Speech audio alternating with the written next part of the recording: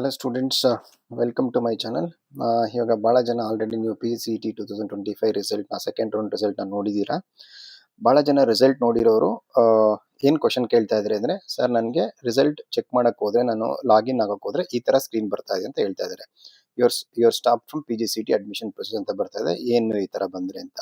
So ಹಂಗಾಗಿ ನೀವೇನು ಗಾಬರಿ ಆಗೋದು ಬೇಕಾಗಿಲ್ಲ. ಯಾರ್ಯಾರಿಗೆ ಸೆಕೆಂಡ್ ರೌಂಡಲ್ಲಿ ಸೀಟ್ ಅಲಾಟ್ ಆಗಿದೆಯಲ್ಲ ಅವರು ಮತ್ತೆ ನೆಕ್ಸ್ಟ್ ಫರ್ದರ್ ಪ್ರೊಸೆಸ್ಸಿಗೆ ಎಲಿಜಿಬಲ್ ಇಲ್ಲ ಅಂತ ಅಷ್ಟೇ. ಅದೇನು ಗಾಬರಿ ಆಗೋದೇನು ಬೇಕಿಲ್ಲ. ನೀವು ಸೆಕೆಂಡ್ ರೌಂಡಲ್ಲಿ ರಿಸಲ್ಟಲ್ಲಿ ನಿಮ್ಮ ಕಾಲೇಜ್ ಅಲಾಟ್ ಆಗಿದ್ರೆ ಅಲಾಟ್ ಆಗಿರೋದನ್ನ ನೀವು ರಿಸಲ್ಟ್ನ ಪ್ರಿಂಟ್ಔಟ್ ತೊಗೊಂಡಿಟ್ಕೊಳ್ಳಿ.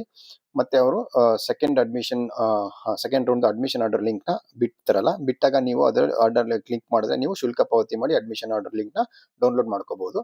ಮತ್ತು ಲಾಸ್ಟ್ ಡೇಟ್ ಯಾವಾಗ ರಿಪೋರ್ಟ್ ಮಾಡ್ಕೊಳ್ಳೋದಕ್ಕೆ ಅಂತ ಕೇಳ್ತಾ ಇದ್ದಾರೆ ಸ್ಟೂಡೆಂಟ್ಸು. ಹಳೆ ಇದ್ರ ಪ್ರಕಾರ ಅವರು 25th ಅವರಿಗೆ ನಿಮ್ಗೆ ಶುಲ್ಕ ಪಾವತಿಗೆ ಟೈಮ್ ಕೊಡಬೇಕಿತ್ತು, 29th ಇದುವರೆಗೂ ಅವರು ಶುಲ್ಕ ಪಾವತಿಗೆ ಯಾವುದೇ ರೀತಿ ಲಿಂಕ್ ಕೊಟ್ಟಿಲ್ಲ. ಹಾಗಾಗಿ ಈ ಡೇಟ್ ಎಕ್ಸ್ಟೆಂಡ್ ಆಗೋ ಚಾನ್ಸ್ ಇದೆ ಅಂತ ಹೇಳ್ತಾ ಇದ್ದೀನಿ. ಚಾನ್ಸ್ ಇದೆ ಅಂತ ಹೇಳ್ತೀನಿ, ಗ್ಯಾರಂಟಿ ಹೇಳ್ತಾ ಇಲ್ಲ.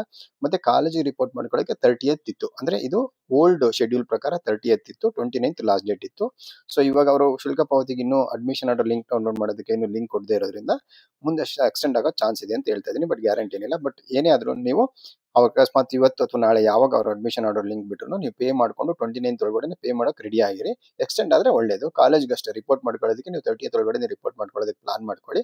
ಅಕಸ್ಮಾತ್ ಎಕ್ಸ್ಟೆಂಡ್ ಮಾಡಿದ್ರೆ ಒಳ್ಳೇದು, ಮಾಡಲಿಲ್ಲ ಅಂದರೆ ನೀವು ರೆಡಿ ಆಗಿದ್ರೆ ನೀವು ಆ ಡೇಟ್ ಒಳಗಡೆ ನೀವು ಕಾಲೇಜ್ಗೆ ಹೋಗಿ ಸೇರ್ಕೋಬಹುದು ಅಂತ ಹೇಳ್ತಾ ಇದ್ದೀನಿ. ಮತ್ತೆ ಕೆಲವರು ಏನಂತ ಕೇಳ್ತಾ ಇದ್ದಾರೆ, ಹೊಸ ಶೆಡ್ಯೂಲ್ ಏನಾದರೂ ಬಿಡ್ತಾರಾ ಅಂತ ಕೇಳ್ತಾ ಇದ್ದಾರೆ. ಅಡ್ಮಿಷನ್ ಆರ್ಡರ್ ಜೊತೆಗೆ ಅವ್ರೇನಾದರೂ ಡೇಟ್ ಅನ್ನು ರಿವೈಸ್ ಮಾಡಿದ್ರೆ ಡೆಫಿನೆಟ್ ಆಗಿ ಹೊಸ ಶೆಡ್ಯೂಲ್ ಬಿಡ್ತಾರೆ, ಇಲ್ಲಾಂದ್ರೆ ಹಳೆ ಶೆಡ್ಯೂಲ್ ಪ್ರಕಾರನೇ ನಾನು ಹೇಳಿದ ಪ್ರಕಾರ ರೆಡಿ ಆಗಿರಿ. ಮತ್ತೆ ಕೆಲವರೆಲ್ಲ ರೀಫಂಡ್, ನಾನೇನಾದರೂ ಸರ್ ನಾನು ಕಾಲೇಜಿಗೆ ಸೇರ್ಕೊಳ್ಳಿಲ್ಲ, ಇವಾಗ ಅಲರ್ಟ್ ಆಗಿದೆ, ಕಾಲೇಜಿಗೆ ಸೇರ್ಕೊಳ್ಳಿಲ್ಲ ಅಂದ್ರೆ ರೀಫಂಡ್ ಬರುತ್ತಾ ಅಂತ ಕೇಳ್ತಾ ಇದ್ದಾರೆ. ಯಾರ್ಯಾರು ಫಸ್ಟ್ ರೌಂಡಲ್ಲಿ ಫೀ ಪೇ ಮಾಡಿ ಸೆಕೆಂಡ್ ರೌಂಡಲ್ಲಿ ಏನಾದರೂ ಅವರಿಗೆ ಕಾಲೇಜ್ ಅಲಾಟ್ ಆಗಿಲ್ಲ ಅಂದರೆ ಡೆಫಿನೆಟ್ ಆಗಿ ರೀಫಂಡ್ ಬರುತ್ತೆ. ಅಕಸ್ಮಾತ್ ಏನಾದರೂ ಸೆಕೆಂಡ್ ರೌಂಡಲ್ಲಿ ಸೀಟ್ ಅಲಾಟ್ ಆಗಿ ನಿಮಗೆ ಅದು ಕಾಲೇಜ್ ಬೇಡ ಅಂತ ಏನಾದರೂ ನೀವು ರಿಪೋರ್ಟ್ ಮಾಡ್ಕೊಳ್ಳಿಲ್ಲ ಅಂದರೆ ರೀಫಂಡ್ ಬರುತ್ತಾ ಅಂತ ಕೇಳ್ತಾ ಇದ್ದಾರೆ. ಅವ್ರಿಗೆ ಏನು ಇಷ್ಟಪಡ್ತೀನಿ ಅಂದರೆ, ಥರ್ಡ್ ರೌಂಡಲ್ಲಿ ಅವ್ರಿಗೇನಾದರೂ ಕಂಡಕ್ಟ್ ಮಾಡಿ, ಕೆಇನವರು ಥರ್ಡ್ ರೌಂಡ್ ಏನಾದರೂ ಕಂಡಕ್ಟ್ ಮಾಡಿ ಸೆಕೆಂಡ್ ರೌಂಡಲ್ಲಿ ಅಲಾಟ್ ಆಗಿರೋ ಕಾಲೇಜ್ನ ಸರೆಂಡರ್ ಮಾಡೋದಕ್ಕೆ ಏನಾದರೂ ಟೈಮ್ ಕೊಟ್ಟರೆ ಮಾತ್ರ ರೀಫಂಡ್ ಆಗುತ್ತೆ, ಇಲ್ಲಾಂದರೆ ಅದು ರೀಫಂಡ್ ಆಗಲ್ಲ. ಸೊ ಎಲಿಜಿಬಿಲಿಟಿ ನಾನು ಹೇಳ್ದಂಗೆ ಫಸ್ಟ್ ರೌಂಡ್ ಸೆಕೆಂಡ್ ರೌಂಡಲ್ಲಿ ಯಾರ್ಯಾರಿಗೆ ಕಾಲೇಜ್ ಅಲಾಟ್ ಆಗಿಲ್ಲ ಅವ್ರು ಮಾತ್ರ ಥರ್ಡ್ ರೌಂಡಿಗೆ ಎಲಿಜಿಬಲ್ ಆಗಿರ್ತಾರೆ. ಸೆಕೆಂಡ್ ರೌಂಡಲ್ಲಿ ಯಾರ್ಯಾರಿಗೆ ಕಾಲೇಜ್ ಅಲಾಟ್ ಆಗಿರುತ್ತಲ್ಲ ಅವರಿಗೆ ಥರ್ಡ್ ರೌಂಡಿಗೆ ಎಲಿಜಿಬಿಲಿಟಿ ಇಲ್ಲ ಅಂತ ಹೇಳೋದಕ್ಕೆ ಇಷ್ಟಪಡ್ತೀನಿ. ನಿಮ್ಗೆ ಇದು ಬಿಟ್ಟು ಏನಾದರೂ ಬೇರೆ ಏನಾದರೂ ಮಾಹಿತಿ ಬೇಕು ಅಂದರೆ ನಾನು ಕಾಮೆಂಟ್ ಬಾಕ್ಸಲ್ಲಿ ನೀವು ಕಾಮೆಂಟ್ ಮಾಡಿದ್ರೆ ನಾನು ನಿಮ್ಮ ಕಾಮೆಂಟ್ಸ್ಗೆ ರಿಪ್ಲೈ ಮಾಡ್ತೀನಿ.